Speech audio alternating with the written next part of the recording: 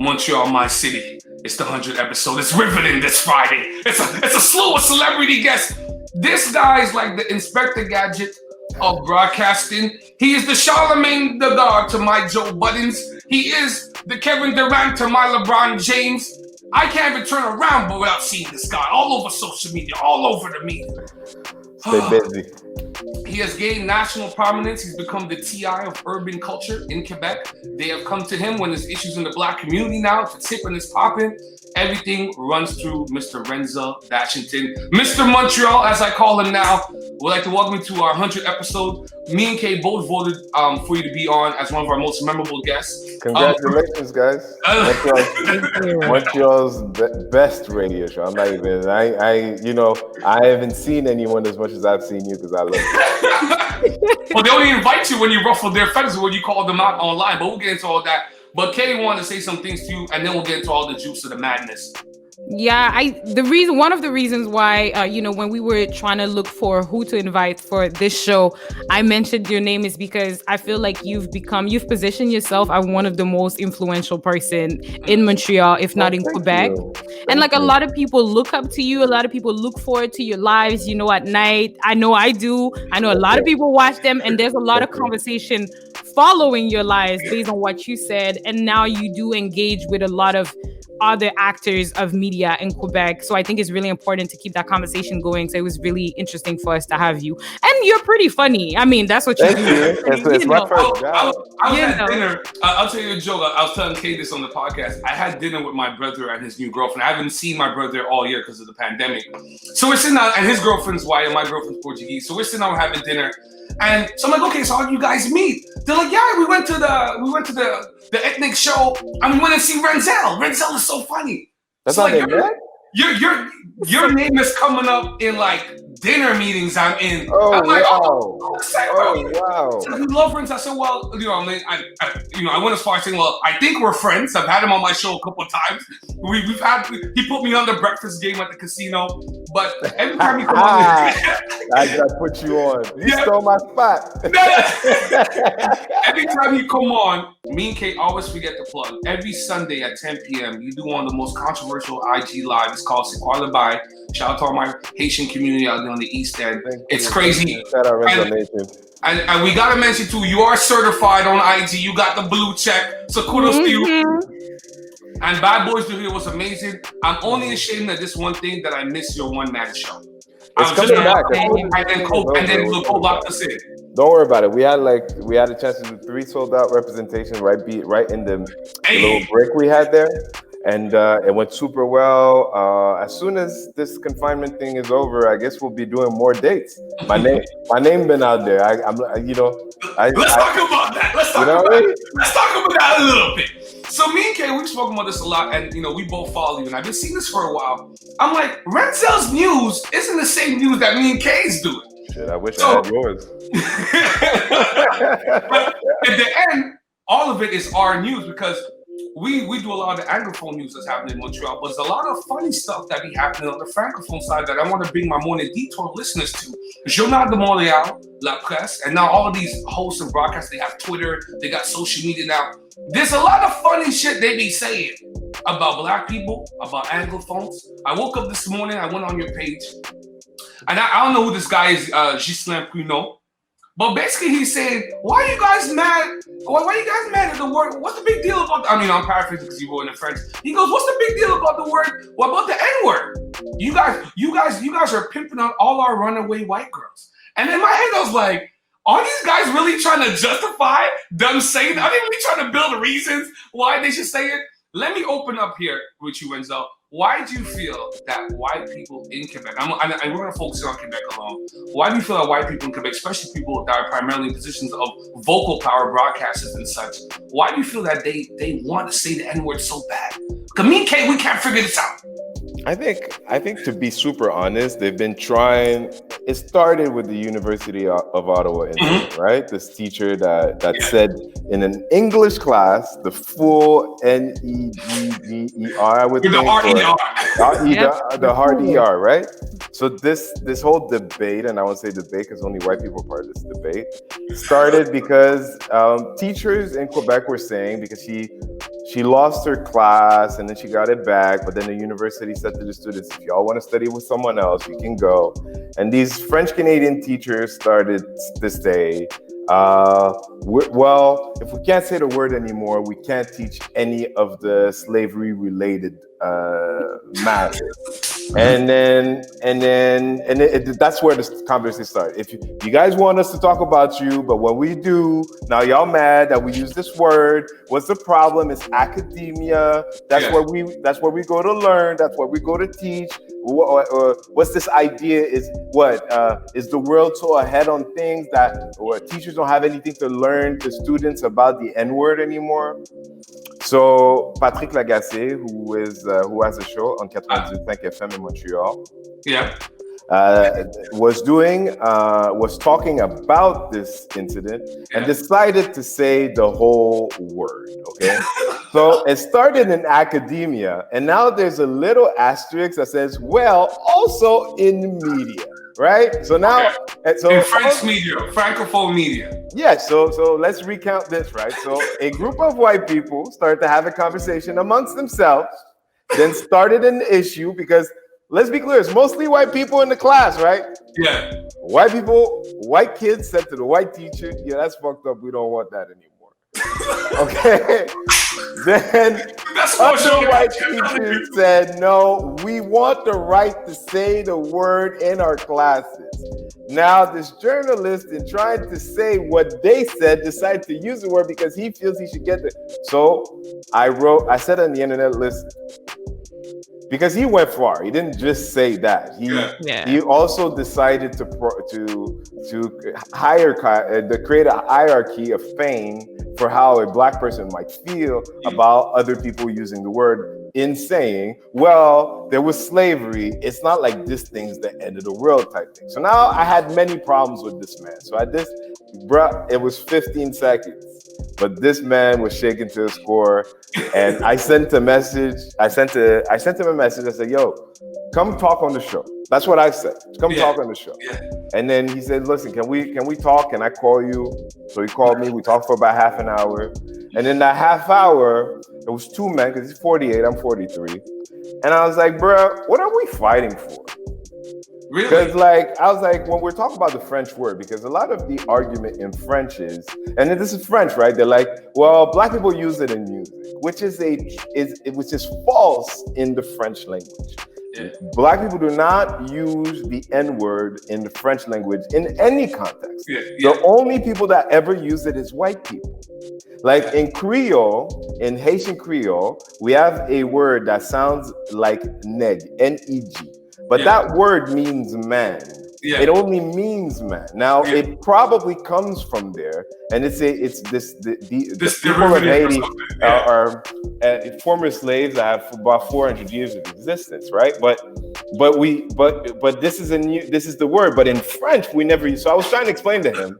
So if we don't use it, and y'all are fighting to use it, let's say you win this argument, right? We say, let's go, let's do it. So now only white people get to use it. We don't want to use it. It's an ugly word. We're not looking to use it. It's 2020. It's none of us being like, yo, we feel like we've been slighted. We don't have, no, we all say no. So if you guys get to use it, the proper authorization. So it's still just white people using the N-word. And you know what? I don't want to go backwards. I want to go forwards. And that's when he said, you know what? My son saw the video that I had done, I guess. His son saw my video and he called his dad. It's one of those things he probably never calls. And he said, yo, I saw that shit you did online. That's not cool, bro. So what I'm enjoying is white people calling white people on bullshit right now. This is a great moment in Quebec history. Did you ever think that you was gonna be the catalyst for this, right? Like you're the guy. Like you're the guy now. Like they're all coming to God because you've been the one calling them out. Because me and Kay, we normally see, we call it Valley Palm. I'm dying for Valley Palm to come sit down with me. Because I don't understand what's up with all these bike paths everywhere. I live in Côte d'Ivoire. I live in the hood. Yeah. There's bike paths everywhere. How many brothers do you know have bikes anymore? Mm-hmm. They all have Maximus, okay? Mhm, They all got Maximus. No, you're right. No, to be super honest, man, I don't know if I'm the face of anything. I'm just someone people look at, and there's many of us, right? And I'm just the new voice, fresher voice, maybe, because most people don't know me. I see some ladies writing your comment. They're like, we love the sound. I be reading your comments too because it's hilarious. Because it's half OnlyFans, it's half like activism in there a little bit. I saw one stuck out to me this morning. She's like, j'admire ta voix, Renzel. And I was like, God damn. I was like, God damn. I was like, are we gonna be able to get this interview, Kate? I was like, RG, I'm gonna call him. I don't know if Renzel's gonna answer. Things feel different these days. I'm not messing with you. Things feel different, but as long as I'm good in the hood, I'm good, Yeah.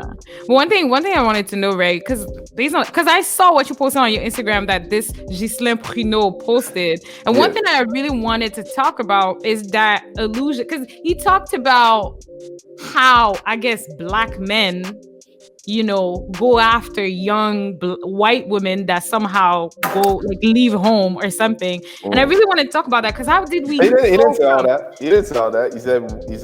He said something along the lines of, "Why are you mad about us calling you guys the N-word when did he say a lot of all? No, he said your brothers, your black brothers are doing sexual slavery with our young white women that leave our houses. Your black brothers are pretty much, pimps. Pretty much. So that's what I'm trying to talk about this. There's two approaches to this. The first one is it consensual? Okay? Because the origin of the conversation is black people saying no, and y'all keep saying yes. I don't know if these situation of employment are consensual, because that's one way of looking at it. But in the conversation that matters, it's still no. But why I say this is I'm not gonna let them divert the conversation. No, for sure, not let them divert the conversation. But these are pretty much them saying, okay, so black men are, because the way I'm reading it is black men are predators that prey on young white women, and it's just repeating the cycle of white women are to be protected from black men that are predators and that are, pretty much savages. We all know that guy. This is not new. No, but that's the thing. It's just like, how do we? It's like you going from I want to say the N word so bad because clearly they want to say it so bad. I don't know. Maybe this word is magical or something. I don't know what it is about this word. So they go from this to but anyways, black men are dangerous. So I really don't get the whole logic in their arguments. There's no logic to stupidity. That's why I don't try to understand it. You know what I mean? I posted it. I didn't put no opinion on it. The only thing I said is, damn, I got brothers that are pimps. Damn, I got brothers. I didn't even know I had brothers. All you can do, sometimes it's so crazy. All you can do is kind of laugh at it. I was telling Kay, me and Kay did the Run and Wolf podcast, and we did an episode called The Morning Show. Basically, it was like our pre-celebration to the 100th episode. And I was sharing with Kay that I have a family friend that called me last night, and she goes, "This girl last week told my daughter that she was ugly." So we chalked it up to young kids being young kids. I said, okay. Then she tells me her daughter came home last night and said that the girl said that her skin's the same color as poop. So then the daughter replied back to, because I've educated her, I brought her to book signings, I brought her around black prominent females, so she knows a little bit about blacks, even at 8, 9 years old. And she goes to the little young white girl, and this girl's 8. She goes, "Do you know that your people used to enslave my people?" And the white girl was like, "Yes, I know. Yes, I know." Now, my friend never received a call from the teacher. Now I've been told that the teacher had talked to the girls. They cried, apparently. They cried when the teacher confronted them about the situation. But I was telling my friend, it's alarming to me a little bit, because the situation happened to me out in Chaggy as well. I'm like, where does an 8-year-old white girl get this vibe from, get this ideology from? Where? And I keep telling people, it must be at home. It must be at home, because me and Kate talk about all the time. There's some magical society, bro. Society. No, society. No, but an 8-year-old kid is getting a lot of information from her parents. Where's she getting information? But I mean, it's not just. You know what? Someone right now's parents is saying, our neighbors are aliens, right? You know what I mean? Your parents could tell you anything, but for that thought to be reinforced by the society you live in is different. No, for sure. You feel what I'm saying? So this little girl, she's not going to school saying, my neighbors are aliens, right? No, she's saying something that she knows consciously or subconsciously that is okay outside of her house, right? Now, my issue at this point, if there was to be real changes, governments acknowledge racism, and they have for years now. But there's no way of proceeding. Like there's no, whether it's at work, at school, in places where the government is in charge, for there to be a way to proceed that we are comfortable with. Like, if a shooter goes into school and there's something traumatic that happens, the government steps in and tries to help the people to get over things that happen.